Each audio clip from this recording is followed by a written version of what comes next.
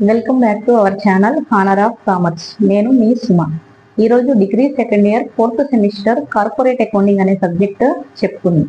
దానిలో మనకి valuation of good will అనే ఈ యూనిట్ నుంచి మనం ఇంట్రడక్షన్ అనేది ఇచ్చుకుంది. మనకి ఇక్కడ రాసాం ఏంటి అంటే కనుక valuation of goodwill. Valuation of good will అనే టాపిక్ ఎక్స్ప్లెనేషన్ చేసే ముందు అసలు గుడ్ విల్ అంటే ఏంటి, తర్వాత గుడ్ విల్ వాల్యుయేషన్ ఎలా చేస్తాం అనేది చెప్పుకుంది. ఫస్ట్ గుడ్ విల్ అంటే ఏంటి?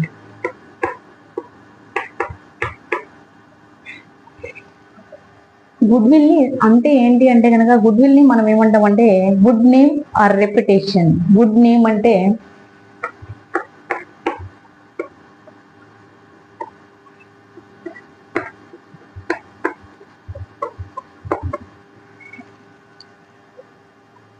గుడ్ నేమ్ అంటే మనం మంచి పేరు, ప్రతిష్టత. రెప్యుటేషన్ మీన్స్ ప్రతిష్టత అనేసి అంటారు. ఈ విధంగా ఒక సంస్థకి గుడ్ విల్ అనేది ఉంది లేనిది అనేది మనం డిసైడ్ చేయడం జరుగుతుంది. అంటే ఆ సంస్థకి ఉన్న గుడ్ నేమ్ బట్టి మనం ఏమనొచ్చు అంటే గుడ్ విల్ అనేసి చెప్పొచ్చు. అది మనకి ఎలా తెలుస్తుంది గుడ్ విల్ అనేది అంటే గనక కొన్ని సంస్థల పేర్లు చెప్పిన వెంటనే అందరికీ కూడా నోటెడ్ అవుతుంది. ఫర్ ఎగ్జాంపుల్ గా చెప్పాలి అంటే గనక రిలయన్స్, మహీంద్ర, ఇంకా అలా ఎన్నైతే ఉన్నాయంటే చాలా కంపెనీస్ మనకి తెలిసినవి ఉన్నాయి. జియో అనేసి, తర్వాత ఎయిర్టెల్ నెట్వర్క్ అయినా కూడా ఏంటంటే అదంతా ఒక బ్రాండ్. దానికి ఎలా ఏర్పడుతుంది అంటే ఆ సంస్థకి ఉన్న గుడ్ నేమ్ ఏదైతే ఉందో దాని వల్ల అనమాట. ఆ పేర్లు చెప్పినప్పుడు మనకి అందరికీ తెలుసు అనే ఫీలింగే ఉంటుంది. అలా కాకుండా కొన్ని నేమ్స్ చెప్తే ఆ సంస్థ ఉందా అనేసి అడుగుతారు. అంటే ఏంటంటే గనక ఆ పేరు ఎవరికి తెలియదు, ఆ బ్రాండ్ ఎవరికి తెలియదు అనేసి చెప్పొచ్చు అనమాట. కాబట్టి సంస్థకున్న గుడ్ నేమే మనకి ఏమవుతుందంటే గుడ్ విల్ అనేది అవుతుంది. కాబట్టి దాన్ని గుడ్ విల్ అనేసి అనడం జరుగుతుంది. ఈ విధంగా సంస్థకి గుడ్ విల్ ఉండడం వల్ల ఏంటి ఉపయోగం అనేసి అంటే గనక ఎక్కువ మంది కస్టమర్స్, ఎక్కువగా సేల్స్ అనేవి, అంటే వాళ్ళు వస్తువు కొనుక్కోవడానికి అవకాశం ఉంది. అంటే ఆ బ్రాండ్ యొక్క వస్తువుల యొక్క సేల్స్ అనేవి విపరీతంగా పెరగడానికి ఛాన్స్ ఉంది. అలాగే కంపెనీకి ఇన్వెస్టర్స్ ఎవరైతే ఉన్నారో వాళ్ళు కూడా ఇంక్రీజ్ అవుతారు. అంటే ఆ కంపెనీలో ఎక్కువ ప్రాఫిట్స్ వస్తున్నాయి కాబట్టి మేము ఇన్వెస్ట్ చేయొచ్చు అనేసి ఇన్వెస్టర్స్ కానీ, డిబెంచర్ హోల్డర్స్ కానీ, లేదు అంటే క్రెడిటార్స్ కానీ వీళ్ళందరూ కూడా ఇంట్రెస్ట్ చూపిస్తారనమాట. కంపెనీకి మంచి గుడ్ నేమ్ ఉంది, మంచిగా ప్రాఫిట్స్ లో రన్ అవుతుంది అనేసి. కాబట్టి దాన్ని మనం ఏమనొచ్చు అంటే గుడ్ విల్ అనేసి చెప్పొచ్చు. గుడ్ విల్ వలన ఆ విధంగా ఉపయోగం ఉంది. ఈ గుడ్ విల్ ని మనం ఏంటంటే ఎసెట్స్ పరంగా చెప్పాలంటే ఇంటాంజిబుల్ రియల్ ఎసెట్ అనేసి చెప్తాం అనమాట. అది ఆ విధంగా ఉంటుంది. తర్వాత గుడ్ విల్ ని మనం వాల్యుయేషన్ అనేది చేయాలి. ఇక్కడ ఏం చెప్తామంటే valuation of goodwill title name. కాబట్టి గుడ్ విల్ ని ఎందుకు వాల్యుయేషన్ చేయాల్సిన అవసరం ఏంటి? Need for valuing goodwill లేదా need for valuation of goodwill అంటే ఏంటి అంటే కనుక గుడ్ విల్ ని వాల్యూ చేయడానికి తెలుగులో ఏమంటాం? మూల్యాంకనం అంటాం, లేదా లెక్క కట్టడం అనేసి అంటాం. లేదా గుడ్ విల్ విలువ అనేది తెలుసుకోవడం ఎందుకు, లేదా అవసరమా అనేది మనం ఇక్కడ క్వశ్చన్ మార్క్ అనేది వేసుకుంటే గనక గుడ్ విల్ ని ఎందుకు వాల్యూ చేయాలి అంటే గనక పార్ట్నర్షిప్ బిజినెస్ చూసుకుంటే పార్ట్నర్స్ లో మనకి already two or more partners అనేది పార్ట్నర్షిప్ రూల్ ప్రకారం ఉంటారు అనేది చెప్తాం మనం. అంటే ఆల్రెడీ ఉన్న పార్ట్నర్స్ కాకుండా ఎడిషనల్ గా న్యూ పార్ట్నర్ అనేది వచ్చినప్పుడు, న్యూ పార్ట్నర్ అనే వాళ్ళు వచ్చినప్పుడు ఏంటి అంటే గనక అక్కడ మనకి ప్రాఫిట్ షేరింగ్ రేషియో అనేది చేంజ్ అవుతుంది. అలాంటప్పుడు గుడ్ విల్ వాల్యుయేషన్ అనేది చేసుకోవాల్సి ఉంటుంది. ఎందుకంటే న్యూ పార్ట్నర్ కూడా ప్రాఫిట్ లో షేర్ ఇవ్వాలి అంటే గనక అక్కడ ఎసెట్స్ ఏమున్నాయి, లయబిలిటీస్ ఏమున్నాయి, ఖర్చులు ఏంటి, లాభాలు ఏంటి, ఇవన్నీ తెలుసుకోవాలి. కాబట్టి గుడ్ విల్ వాల్యుయేషన్ అనేది చేయాలి. అంటే పార్ట్నర్ అడ్మిట్ అయినప్పుడు, జాయిన్ అయినప్పుడు బిజినెస్ లో అనేది చెప్పొచ్చు. రెండో పాయింట్ ఏంటి అంటే కనుక పార్ట్నర్ అనేవాళ్ళు ఆల్రెడీ సంస్థలో ఉన్న పార్ట్నరు రిటైర్ అయిపోతే లేదా చనిపోతే అలాంటప్పుడు అతని ప్లేస్ లో మనం ఏంటంటే వేరే వాళ్ళని తీసుకోవడం అన్న జరుగుద్ది, లేదంటే అతను తీసేసి రిమైనింగ్ ఉన్న పార్ట్నర్షిప్ బిజినెస్ చేస్తారు. కాబట్టి ఆ టైంలో కూడా వాళ్ళకి ఏంటంటే మళ్ళీ గుడ్ విల్ వాల్యుయేషన్ అనేది చేయాల్సి ఉంటుంది. ఎందుకంటే కనుక అకౌంట్స్ అన్ని ఒకసారి చూసుకుని ఎవరికి ఎంత ప్రాఫిట్ వస్తుందో వాళ్ళు చూడాలి. అంటే కనుక గుడ్ విల్ అనేది ఒక ఎసెట్టే కాబట్టి దాని వాల్యూ అనేది తెలిసినప్పుడే మిగిలిన క్యాలిక్యులేషన్ అనేది చేసుకుంటారు. కాబట్టి గుడ్ విల్ వాల్యుయేషన్ అనేది ఈ సందర్భంలో కూడా కావాలి. నెక్స్ట్ ఏంటి అంటే కనుక ప్రాఫిట్ అనేది చేంజ్ చేయాలి. ప్రాఫిట్ చేంజింగ్ రేషియో అనేది చేసినప్పుడు, అంటే ప్రాఫిట్ యొక్క రేషియో అనేది మార్చుకోవాలనుకున్నప్పుడు, ఫర్ ఎగ్జాంపుల్ గా ఏబి అనే పార్ట్నర్స్ ఇద్దరు ఉన్నారు. వాళ్ళది రేషియో ప్రాఫిట్ షేరింగ్ ఎంత అంటే 2:3 అనేసి చెప్పొచ్చు. వాళ్ళు ఈ రేషియో చేంజ్ చేయాలి అనుకుంటున్నారు కొన్ని సిచ్యువేషన్స్ వల్ల. అలాంటప్పుడు మనకి ఏంటి అంటే గుడ్ విల్ వాల్యుయేషన్ అనేది చేయాల్సి ఉంటుంది. మనం ఇప్పుడు ఒకసారి ఏమేం పాయింట్లు చెప్పుకున్నాం అంటే, న్యూ పార్ట్నర్ అడ్మిట్ అయినప్పుడు గుడ్ విల్ వాల్యుయేషన్ చేస్తాము, ఆల్రెడీ ఉన్న పార్ట్నర్ రిటైర్ అయినప్పుడు గుడ్ విల్ వాల్యుయేషన్ చేస్తాము, థర్డ్ వన్ వచ్చేటప్పటికి ప్రాఫిట్ రేషియో అనేది చేంజ్ అయినప్పుడు కూడా గుడ్ విల్ వాల్యుయేషన్ చేస్తాం. వీటితో పాటు మనం గుడ్ విల్ వాల్యుయేషన్ ఇంకెప్పుడు చేస్తాము అంటే గనక, మనకి ఒక సంస్థని ఇంకొక సంస్థ టేకెన్ ఓవర్ చేస్తే, అలాంటప్పుడు కూడా అంటే ఒక సంస్థని పూర్తిగా ఇంకొక సంస్థ తీసుకున్నప్పుడు ఆ సంస్థలో ఏం ఆస్తులు ఉన్నాయి, ఏం అప్పులు ఉన్నాయి అనేది తెలియాలి కాబట్టి అప్పుడు కూడా గుడ్ విల్ వాల్యుయేషన్ అనేది చేయడం జరుగుతుంది. నెక్స్ట్ వన్ ఏంటి అంటే గనక, మనకి different methods of valuing good will. మనకి గుడ్ విల్ ని వాల్యూ చేయడానికి ఏ మెథడ్స్ లో చేస్తాం, ఎలా చేస్తాం అనేసి అనుకుంటే గనక, మనకి ఇక్కడ 4 మెథడ్స్ ఉన్నాయి టోటల్ గా. అది ఏంటి అంటే, first one average profit. Average profit method. Average profit అనేది క్యాలిక్యులేట్ చేసి దాని నుంచి గుడ్ విల్ వాల్యుయేషన్ అనేది చేస్తాం. అందుకని దీన్ని ఏమంటాం అంటే యావరేజ్ ప్రాఫిట్ మెథడ్ అనేది చెప్తాం. Next super profit.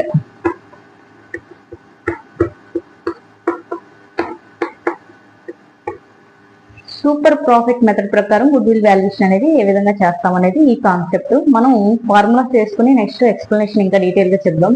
Third one capitalisation.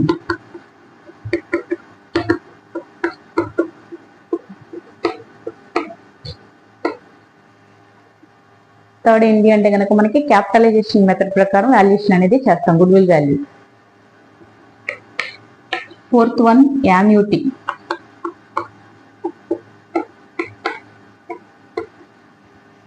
ఈ విధంగా 4 మెథడ్స్ లో మనకి గుడ్ విల్ వాల్యుయేషన్ అనేది జరుగుతుంది.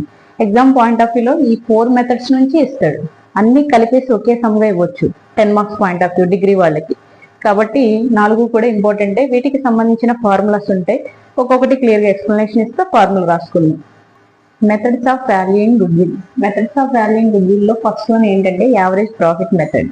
యావరేజ్ ప్రాఫిట్ మెథడ్ అనేది క్యాలిక్యులేట్ చేయడానికి మనకి ఫార్ములా ఏంటంటే, average profit is equal total profit by number of years అనమాట.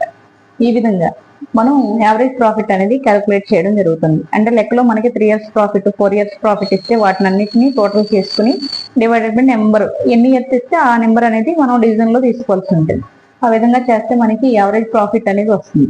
కాబట్టి యావరేజ్ ప్రాఫిట్ అనేది వచ్చాక దాని నుంచి గుడ్ విల్ వాల్యుయేషన్ అనేది చేయడానికి formula. Therefore good will is equal average profit into number of purchase years. మనకి పర్చేజ్ ఇయర్స్ అనేది ఇస్తాడు, దాన్ని బట్టి మనం గుడ్ విల్ వాల్యుయేషన్ అనేది చేయొచ్చు.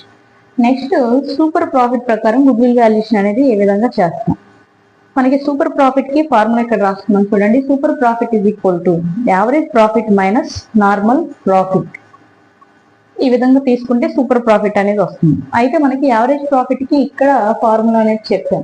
అంటే total profit by number of years చేస్తే యావరేజ్ ప్రాఫిట్ వస్తుంది అనేసి. మైనస్ మనకి ఇక్కడ నార్మల్ ప్రాఫిట్ అనేది ఉంది. నార్మల్ ప్రాఫిట్ కి ఎలా చేయాలనే ప్రాసెస్ కి ఫార్ములా కింద రాస్తున్నాం ఇక్కడ. నార్మల్ ప్రాఫిట్ అనేది మనకి లేనప్పుడు చేయాల్సింది ఏంటంటే, normal profit is equal to capital employed into normal rate. మనకి క్యాపిటల్ ఎంప్లాయిడ్ లెక్కలో ఇస్తాడు, నార్మల్ రేట్ లేదా రేట్ ఆఫ్ రిటర్న్ అనేది ఇస్తాడు. ఇచ్చినప్పుడు ఆ ఫార్ములా వేసుకుంటే మనకి నార్మల్ ప్రాఫిట్ వస్తుంది.